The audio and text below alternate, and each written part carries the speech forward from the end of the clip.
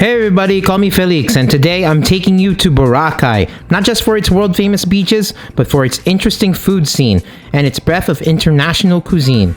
This is the first part of my Boracay food trip series, where we're exploring everything from gastropub fare to Spanish tapas, to healthy food, to amazing baked goods, and even upscale Latin American cuisine, specializing in fantastic tomahawk steak. All this and more in the Boracay food trip series that I'll be publishing over the next several weeks, as well as a guide on the island's best beaches. If you haven't already, please subscribe so that you don't miss any new food and travel videos. But what better way to get a first taste of Boracay than a hearty breakfast, and arguably the best on the island is the Sunny Side Café within the Sands Hotel on Station 3 of White Beach. Not only is it reputed to be the best breakfast spot in Boracay, but the Sunny Side Café has been lauded as the very best breakfast in the Philippines. You'll want to get there early, as in 7 to 8 a.m. early, because this cozy, well-lit beachfront space is constantly packed with diners. The three of us got off to a late start that day, and practically it was brunch when we arrived. We waited about a half hour to be seated, and hungry as we were, we didn't mind taking in the sights of this part of White Beach, bouncing with tourists also enjoying the beach in some way. The neat thing is, if you're in a hurry, the waitstaff can take your order before you're seated. And well, we had quite a hard time deciding what we wanted, since everything was mouth-watering and grandiloquent. Even the shakshuka and champorado sounded epic. And after some tough deliberating, we settled on some of the Sunny Side Cafe's signature items, most notably the best-selling and ultimate American comfort food pairing of a thick slab mango bacon grilled cheese sandwich with a side of tomato soup, a roesti or potato pancake topped with 2 poached eggs, sour cream, arugula, some tart tomatoes, and plenty of peppery chorizo, and a couple of the fluffiest gigantic pancakes you'll see. The silog meals are also a glorious sight to behold, with offerings ranging from house-made thick slab bacon to Kitayama Wagyu tapa, originally sourced from the province of Bukidnon, and paired with a gorgeous helping of Java rice and 2 perfectly formed sunny-side-up eggs, true to the Sunny Side Cafe's namesake. With such well-presented food and more than nutritious portions, we were ready to sink our teeth into the best breakfast items in the country. Did the Sunny Side Cafe meet the hype? Well, keep watching to find out. First thing to try is this. The mango bacon grilled cheese sandwich. You can see here that's the same house-made bacon as you saw there. Big thick slabs. Nice cheese. Looks like Gruyere cheese. And then some mango jam on there. On some soft brioche, and it feels really soft. Has a nice crust here. And can't wait to try this out. Let's go. I could barely fit my mouth around it. It's really that big. So, I didn't get the most representational bite out of it, but that brioche is nice and soft. Got a good crust. So, it's a little bit crumbly, but not too much where like it doesn't, doesn't disintegrate. So, that's good. Let's try to get a better bite of that mango jam with that bacon and cheese. That bacon doesn't really have like a definitive smokiness there, and I think it's a good thing. So then that mango starts to is not really predominant either. So it's really a mellow tasting sandwich for what I was thinking an explosion of like bacon, mango, cheese sort of thing. But all put together, it's a nice sandwich. But I'm expecting a little more, mango sweetness, a little more of that smoky saltiness from the bacon. But it's all kind of just muted. I kind of feel like that proportion between bacon, cheese, mango, and bread kind of favors more the bread. It's really more about like the soft, pillowy, crusty brioche toast. Nice charm marks there. Feel like that proportion, although decent, I wish it was more loaded with that bacon, more loaded with mango, more loaded with cheese. Doesn't feel as unctuous as I thought it would be. Here's some tomato soup on the side, I believe. So it will add a little bit of acidity, I'm sure. And a little bit of moisture as well. Because of course, you know, grilled cheese and tomato soup, I mean, go hand in hand. That tomato soup I really like. Just the right amount of sweetness and acidity there. It feels really comforting. That mouth feels really nice. With a little bit of cream, a little bit of herbs. This is a really good one, but I think that's what you got to do. I'm not sure what this is. Looks like some papaya strands. Oh, sweet potato, sorry. Sweet potato strands. Now, I don't know what to... Should probably eat a little bit of this. I'm just gonna dip it in the sandwich. There we go. Perfect for dipping. So I think I'm going to get more to the heart of the sandwich so then I can figure out. Ben has given me more bacon, which is exactly what you need. Really thick bacon. So Ben thinks it's a little too thick. That's good because then I can put more in my sandwich. So I guess when you're here, if you feel like you're starved on bacon, well, order up another silog meal and put some more bacon on it. There we go. There we go. And then dip it all in that tomato soup. Okay, there we go. A better proportion of cheese would make this a lot even better. It's good as it is. Again, I just wish the proportion of ingredients was a bit better in ratio to the bread. Absolutely natural when you dump that with the bacon. Because you have that, because again, I'm not really getting like that signature, you know, smoky, cured flavor with that bacon. But if you add a little more acidity with that tomato soup, kind of lifts everything up. I kind of feel like these sweet potato strands are lost in all this. They do add some nice crunch. I guess you can put this in the sandwich, but I don't feel like it's necessary. So I kind of feel like that's lost. Warren here has just, and I told him that I was gonna eat into that, but then of course they're hungry. They didn't have any breakfast either. So I'll just have some of this beef tapa. I wonder how the eggs are, but then I have eggs here, so I'm okay there. Okay, have some of this beef tapa.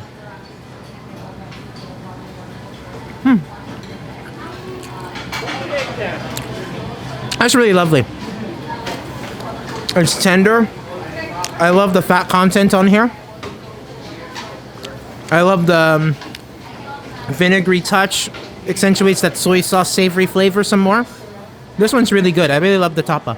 I bet it's heaven when you get it to that farm fresh egg there. So I feel like that top silog must order. Okay, it's roasty time.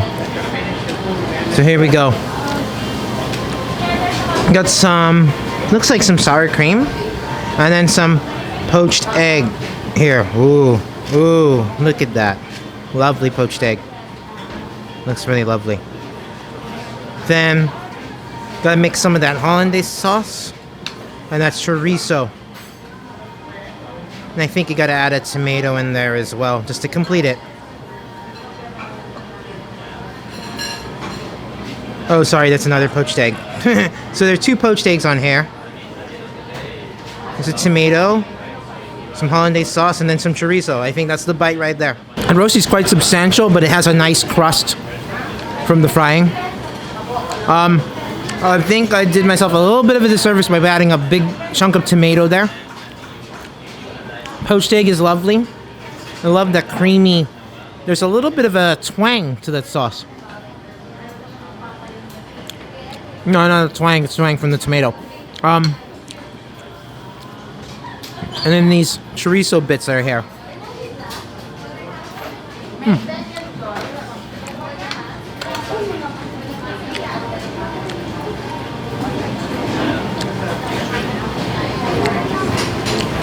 It's really it's really hearty, by the way. But yeah, I'm getting like a little bit of a twang to keep things more refreshing, even without the tomato. The chorizo is kind of tasting like a really peppery, like it's nice and peppery. There's like a little bit of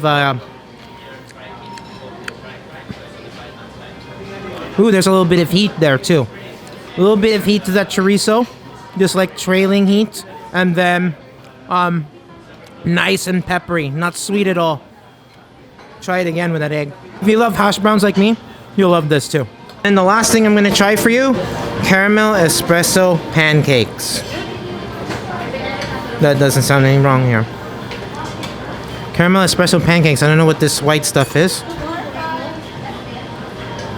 Looks like some buttercream. And you can see two really thick flapjacks here. They look really moist too, from what I see here. Okay, here we go. That's really smooth, those pancakes. They don't feel too cakey, which is good. Not too dense. Even though that's a whole lot of pancake there. So they feel fluffy. Nice and fluffy. And then some more of that sauce. And of course, I love the little touches of confectioner sugar on the side too. Add some more sweetness. That caramel espresso is really not that sweet, which is good. Keeps you wanting more of it. Really, really good. Okay, Warren, you want to try the best-selling bacon mango grilled cheese sandwich? Bacon, mango, Grilled cheese sandwich, yeah. Try this portion in the middle. Alright. So I kind of feel like the proportion is kind of, or get the end of it right there. There you go. That's one part. Get that one. Try it by itself.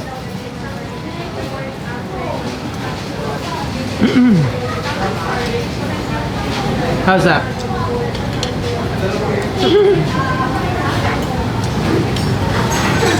The saltiness of the bacon, and then the mango flavor, it was all combined. And then the top of this bread, all that kind of texture. Yeah. Good? It was pretty good, huh? I kind of feel like it's not an explosion in my mouth that I was hoping for though. Because the bacon's really muted and so is the mango. But the bacon here was thick. But yeah, it's thick. I wish there was a little more smokiness though. Yeah. That's why I feel it's lacking. Now dip it in the tomato soup and tell me how different it tastes. There you go.